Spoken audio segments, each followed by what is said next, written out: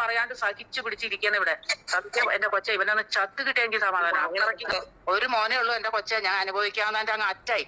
ഈ പട്ടി നായിന്റെ മോൾ ഇവനെ നിങ്ങൾക്ക് ആർക്കും അറിഞ്ഞുകൂടാത്തോണ്ടാ. ടീച്ചറെ, ഒരു അധ്യാപിക എന്ന നിലയിലും ഒരു അമ്മ എന്ന നിലയിലും ടീച്ചർ ഒരു ലോക പരാജയമല്ലേ? ടീച്ചർ ഒരു ലോക തോൽവിയല്ലേ? അതല്ലേ ടീച്ചർ ഇവിടെ തെളിയിച്ചിരിക്കുന്നത്? പലരുടെയും മനസ്സിൽ വലിയ രീതിയിലുള്ള മുറിപ്പാടുകൾ ഉണ്ടാക്കുമ്പോൾ ടീച്ചർ ഒന്ന് ആലോചിക്കണമായിരുന്നു. കർമ്മ എന്ന് പറയുന്ന സാധനം എനിക്കും തിരിച്ച് ലഭിക്കുമെന്നുള്ളത്. അത് തന്നെയാണ് ടീച്ചറുടെ ജീവിതത്തിലെ പരാജയം എന്ന് പറയുന്നത്. കലാമണ്ഡലം സത്യഭാമ ടീച്ചർ നടത്തിയ പ്രസ്താവനകളോട് വളരെയധികം അതിശക്തമായിട്ടുള്ള വിയോജിപ്പ് പ്രകടിപ്പിക്കുവാൻ വേണ്ടിയിട്ടാണ് ഞാൻ ഇങ്ങനെ ഒരു വീഡിയോ ചെയ്യുന്നത്. ഒരു സാധാരണ വ്യക്തി എന്ന നിലയിലും കലയെ അങ്ങേയറ്റം സ്നേഹിക്കുന്ന ഒരു എളിയ കലാകാരി എന്ന നിലയിലും ഏകദേശം 3 വയസ്സ് മുതൽ 19 വയസ്സ് വരെയുള്ള ആൾക്കാരെ നൃത്തം പഠിപ്പിച്ചിട്ടുള്ള ഒരു ചെറിയ നൃത്ത അധ്യാപിക എന്ന നിലയിലും ടീച്ചറുടെ ആശയങ്ങളോട്, ടീച്ചർ നടത്തിയ പ്രസ്താവനകളോട് വളരെയധികം വിയോജിപ്പ് രേഖപ്പെടുത്തുകയാണ്. ടീച്ചറെ, വളരെ മോശം കാര്യമാണ് ടീച്ചർ ഈ ചെയ്തിരിക്കുന്നത്. ടീച്ചർ നടത്തിയ പ്രസ്താവനകൾ വളരെ മോശമാണ് ടീച്ചറെ, വളരെ മോശമാണ്. ഒരു അധ്യാപിക എന്ന നിലയിലും ഒരു അമ്മ എന്ന നിലയിലും ടീച്ചർ ഒരു ലോക തോൽവിയാണെന്ന് ഞാൻ പറയുന്നു. ടീച്ചർ ഒരു ലോക തോൽവിയാണെന്ന് തന്നെ. ടീച്ചർക്ക് ആകെ ഒരേ ഒരു മകനേ ഉള്ളൂ. ആ മകനെക്കുറിച്ച് പറയുന്ന കുറച്ച് കാര്യങ്ങൾ നമുക്ക് കേൾക്കാം. കുറച്ച് കാര്യങ്ങൾ ഞാൻ പറഞ്ഞതിന് ശേഷം ഈ വീഡിയോയുടെ ലാസ്റ്റ് ഭാഗത്ത് ടീച്ചറിൻ്റെ വോയിസ് ഞാൻ അറ്റാച്ച് ചെയ്യുന്നതാണ്. ടീച്ചറെ, കർമ്മ എന്ന് പറഞ്ഞൊരു സംഭവമുണ്ട്. സമൂഹത്തിൽ ഇത്ര മോശം പ്രസ്താവനകൾ നടത്തി പലരുടെയും മനസ്സിൽ വലിയ രീതിയിലുള്ള മുറിപ്പാടുകൾ ഉണ്ടാക്കുമ്പോൾ ടീച്ചർ ഒന്ന് ആലോചിക്കണമായിരുന്നു. കർമ്മ എന്ന് പറയുന്ന സാധനം എനിക്കും തിരിച്ച് ലഭിക്കുമെന്നുള്ളത്. അത് തന്നെയാണ് ടീച്ചറുടെ ജീവിതത്തിലെ പരാജയം എന്ന് പറയുന്നത്. ഒരു പെറ്റ അമ്മ പോലും സഹിക്കില്ല എന്ന് ടീച്ചർ പറഞ്ഞപ്പോൾ ടീച്ചറുടെ മകനെ കൊണ്ട് ടീച്ചർ അനുഭവിക്കുന്ന കാര്യങ്ങൾ എന്താണ്, അത് നമുക്കൊന്ന് കേൾക്കാം. ഒറ്റ പിള്ളേർ വരില്ല. ഞാൻ ആരോടും പറയാണ്ട് സഹിച്ചു പിടിച്ചിരിക്കുന്ന ഇവിടെ. സത്യം എന്റെ കൊച്ചെ ഇവനൊന്ന് ചത്ത് കിട്ടിയെങ്കിൽ സമാധാനം. അത്രയ്ക്ക് ഇന്നലെ രാത്രി ഇവിടെ കിടന്ന് ഞാൻ മിണ്ടൂല. എന്താ പറയാ, എനിക്ക് 65 വയസ്സായി, 65 66 എന്നിട്ട് ഇവൻ എന്നെ എടുത്തിട്ട് അടിക്കും. ഞാനിവിടെ കിടന്ന് ഇന്നലെ ഇവിടെ എന്നെ ഇവൻ തെറി വിളിച്ചിട്ട് കുടിച്ചു വന്നിട്ട് തെറി വിളിച്ചിട്ട് എന്നെ ലോകത്തിൽ, ഞാൻ മാന്യം മര്യാദയായിട്ട് ജീവിക്കുന്ന ഒരു സ്ത്രീയാണ്. ഇവന് ഈ കാണുന്ന ഒരു മോനൊന്നും അല്ല. നിങ്ങൾ ഈ നല്ല ചെറുക്കൻ കണ്ട, നല്ല സൗന്ദര്യം എല്ലാം ഉണ്ട് കൊച്ചെ. പക്ഷെ എന്ത് ചെയ്യാൻ പറ്റും, വായങ്ങോട്ട് തുറന്നാണ്ടല്ലേ പേലാട്ട് തെറി വിളിക്കുള്ളൂ എന്നെ. നമുക്കിവിടെ ആരായിരിക്കണത്? ഒരു മോനേ ഉള്ളൂ എന്റെ കൊച്ചെ, ഞാൻ അനുഭവിക്കാവുന്നതിന്റെ അങ്ങ് അറ്റായി.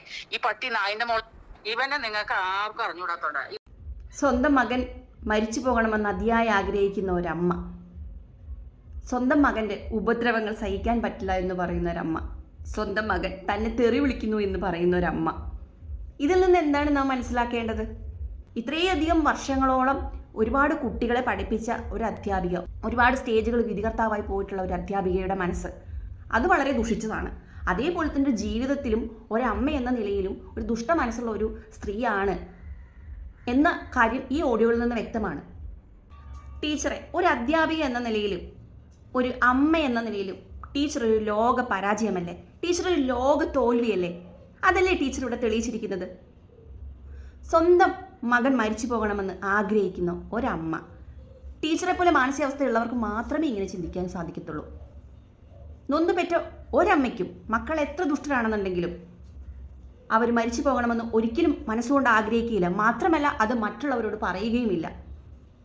സ്വന്തം മകനെക്കുറിച്ച് ഇത്തരത്തിലൊരു കാഴ്ചപ്പാടും നിലപാടുമുള്ള ഒരമ്മയ്ക്ക് എങ്ങനെയാണ് നല്ലൊരു അധ്യാപികയാകാൻ കഴിയുക?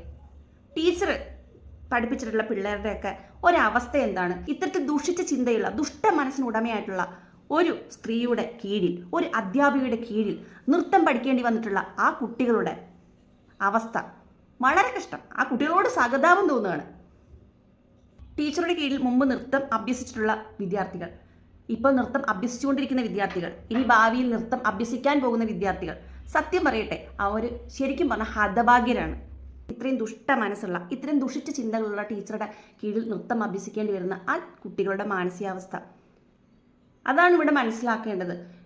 65 വയസ്സ് വരെ സേവന പാരമ്പര്യമുള്ള ടീച്ചർ ഒരുപാട് കുട്ടികൾ ഇതുവരെ പഠിപ്പിച്ചിട്ടുണ്ടാവും. ഈ പഠിപ്പിച്ച കുട്ടികൾക്കെല്ലാം ടീച്ചർ നൽകിയിരിക്കുന്നത് ഈ ദുഷിച്ച ചിന്താരീതികൾ തന്നെയായിരിക്കില്ലേ? ആ കുട്ടികൾ കുത്തിവെച്ചിട്ടുണ്ടാകുക മതത്തിൻ്റെയും ജാതിയുടെയും നിറത്തിൻ്റെയും ഒക്കെ പേരിൽ സഹജീവികളെ, മനുഷ്യരെ തരംതിരിക്കുന്ന ഈ വൃത്തികെട്ട കാഴ്ചപ്പാടായിരിക്കില്ലേ ടീച്ചർ കുട്ടികൾക്കും നൽകിയിട്ടുണ്ടായിരിക്കുക? ടീച്ചർ പഠിപ്പിച്ച പ്രിയ സ്റ്റുഡൻസ്, പ്രിയ വിദ്യാർത്ഥികളെ, നിങ്ങൾ ഈ വീഡിയോ കാണുന്നുണ്ടെങ്കിൽ നിങ്ങൾ നിങ്ങളുടെ ഗുരുവിൻ്റെ പാത പിന്തുടരരുത്.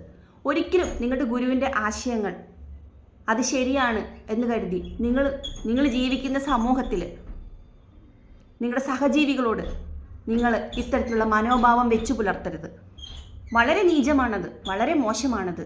സോഷ്യൽ മീഡിയ മുഴുവൻ ടീച്ചർ നടത്തിയ പ്രസ്താവനകൾ ചർച്ച ചെയ്യുമ്പോൾ പലരും ടീച്ചറിനെ വിമർശിക്കുമ്പോൾ ഒരു കൂസലുമില്ലാതെ, ഒരു തെല്ലും കുറ്റബോധമില്ലാതെ ടീച്ചർ പറഞ്ഞ ആശയങ്ങളിൽ, ആദർശങ്ങളിൽ അടിയുറച്ചു നിൽക്കുന്ന ടീച്ചറുടെ തൊലിക്കട്ടി, ടീച്ചറുടെ മനക്കട്ടി അപാരമെന്നേ പറയാൻ പറ്റുള്ളൂ.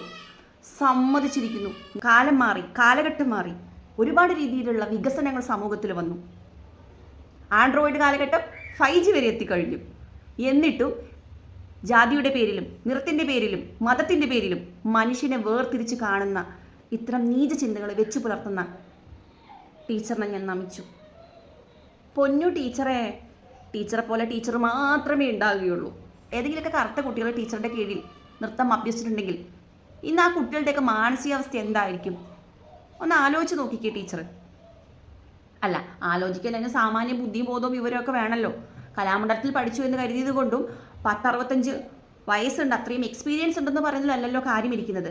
മനുഷ്യനെ മനുഷ്യനായി കാണുവാനും പരിഗണിക്കുവാനും ഒക്കെ ഒരു മനസ്സുണ്ടായിരിക്കണമല്ലോ. അത് ടീച്ചർക്കില്ലല്ലോ. ഇനി വരുന്ന കാലഘട്ടത്തിലെങ്കിലും ജാതിയുടെ പേരിലും നിറത്തിൻ്റെ പേരിലും വിശ്വാസങ്ങളുടെ പേരിലുമൊന്നും മനുഷ്യനെ തരംതിരിക്കുന്ന, മാറ്റി നിർത്തുന്ന ഒരു കാലഘട്ടം ഉണ്ടാകാതിരിക്കട്ടെ എന്ന് ഞാൻ അതിയായി ആഗ്രഹിക്കുകയാണ്. ഇനി വരുന്ന തലമുറകളിലെങ്കിലും മാറ്റം വളരെയധികം അനിവാര്യമാണ്. ഇത്തരത്തിൽ സമൂഹത്തിൽ ദുഷിച്ച കാര്യങ്ങൾ പ്രചരിപ്പിക്കുന്നവരെ അതിശക്തമായിട്ട് എതിർക്കുക തന്നെ വേണം.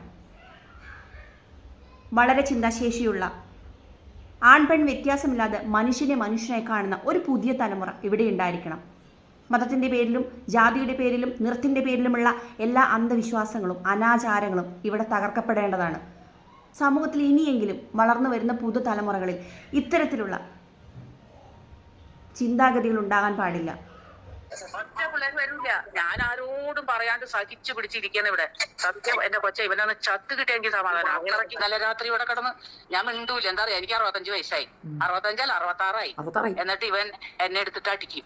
ഞാനിവിടെ കിടന്ന് ഇന്നലെ ഇവിടെ എന്നെ ഇവൻ തെറി വിളിച്ചിട്ട് കുടിച്ചു വന്നിട്ട് തെറി വിളിച്ചിട്ട് എന്നെ ലോകത്തിൽ ഞാൻ മാന്യം മര്യാദയായിട്ട് ജീവിക്കുന്ന ഒരു സ്ത്രീയാണ്.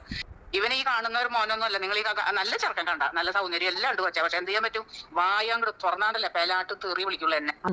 നമുക്കിവിടെ ആരായിരിക്കണത്? ഒരു മോനേ ഉള്ളൂ എന്റെ കൊച്ചെ. ഞാൻ അനുഭവിക്കാവുന്നതിന്റെ അങ്ങ് അറ്റായി. ഈ പട്ടി നായിന്റെ മോൾ. ഇവനെ നിങ്ങൾക്ക് ആർക്കും അറിഞ്ഞുകൂടാത്തോണ്ട. ഇവനൊന്നും അങ്ങനെയൊന്നും ഒരു പെണ്ണിനെ അവന്റെ അടുത്ത് ഇവന് ജീവിക്കാൻ പറ്റൂല. ഇവന്റെ സ്വഭാവം. ഞാൻ അറിയപ്പെടുന്ന ഒരു ആർട്ടിസ്റ്റാണ്, അറിയോ.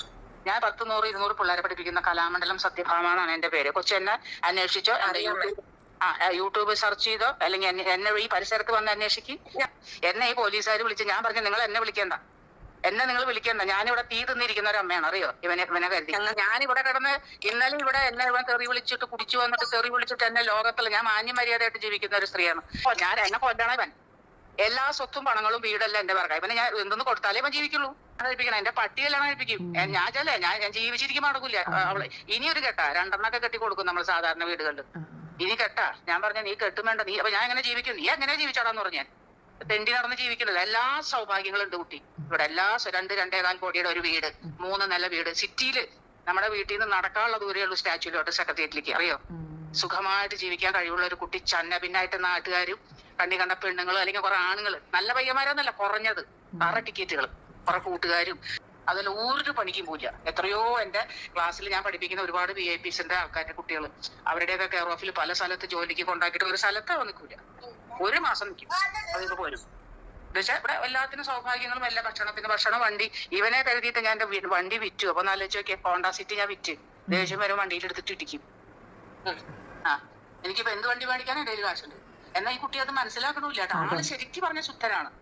പക്ഷെ ഇവനെ കുറെ കൂട്ടുകെട്ടുകളും കുറെ ഇതുപോലത്തെ കുറെ പെണ്ണുങ്ങളും. ഇന്നലെ രാത്രി ഇവിടെ കിടന്നവൻ എന്നെ പറയാൻ, ഇനി ഞാൻ മാന്യ മര്യാദ ലോകത്തുള്ള ഒരു ഇലക്ട്രീഷ്യൻ പയ്യൻ പണിക്ക് ഇവിടെ വരികയെന്ന് വെച്ചാൽ, എനിക്ക് 66 വയസ്സായ പയ്യൻ, ഒരു 10-28 വയസ്സായ ഒരു പയ്യൻ, നമ്മൾ ഇലക്ട്രീഷ്യൻ വർക്കുന്ന ഒരു പയ്യനെ വിളിക്കും, സാനിറ്ററി വർക്കുന്ന ഒരു പയ്യനെ വിളിക്കും, അല്ലെങ്കിൽ എന്തെങ്കിലും പുറം പണിക്ക് വിളിക്കും. ഇവിടെ ഏത് ആണുങ്ങൾ വന്നാലും എന്റെ ഇവനേക്കാൾ ചെറുപ്പം, ഇവന് 42 വയസ്സായി, ഇവനേക്കാൾ ചെറിയ പയ്യന്മാർ വന്നാലും പിന്നെ എന്റെ അടുത്ത് വഴക്കൂട്ടും പറയണേ, ഞാൻ കണ്ട് നിങ്ങളൊക്കെ എനിക്കറിയാം നിങ്ങളെ ഇപ്പൊ പറയണമെന്ന് ആലോചിച്ച്. ഇതാണ് സ്വഭാവം. ഇവിടെ കീട്ടന്മാരെ ഒരു പയ്യൻ വന്നാലും അവനെയും വെച്ച് തന്നെ പറയും. സ്വന്തം മോൻ. കേട്ടേ സഹി കേട്ടോ. അപ്പൊ ഇവൻ ഒരു തരത്തിൽ ഒരു കൊച്ചെ നന്നാവില്ല. ഇവന് അച്ചിരി കഴിവുള്ള ഒരു കുട്ടിയാണ്. ഈ കണ്ണി കണ്ട കോമഡികളും നടന്മാരെയൊക്കെ അനുകരിക്കുന്നത്. പക്ഷെ കയ്യിലിരിപ്പ് കൊള്ളൂല. ഈ 5 പൈസ അവന്റെ കയ്യിലില്ല. 5 പൈസ വിഷം കടിച്ച് പിന്നെ അവന്റെ കയ്യിലില്ല. എല്ലാം ഞാൻ അതിന് രോമം പഠിക്കാൻ നേരം ഞാൻ കൊടുക്കണം ഇവന്. നമ്മൾ ചോദിക്കുമല്ലോ, അവനെ പൈസ കിട്ടിയ അമ്മയ്ക്ക് താടാ, നീ ജോലി ചെയ്ത് എനിക്ക് കൊണ്ടു തരേണ്ട പ്രായമായില്ലേ എടി, നീ കേട്ട. അപ്പൊ ഇവള് ഫോണിലുണ്ടേ, എടി നീ കേട്ടാ, ഈ തള്ളക്ക് പറയണവൻ തള്ളാന്ന്, ഈ തള്ളക്ക് ജട്ടി മേടിക്കാൻ കാശ് കൊടുക്കാൻ. നീ കേട്ടാടി മോളൊന്ന് ആലോചിച്ച് നോക്കി അവൻ പറയുന്ന ഡയലോഗ്. അവള്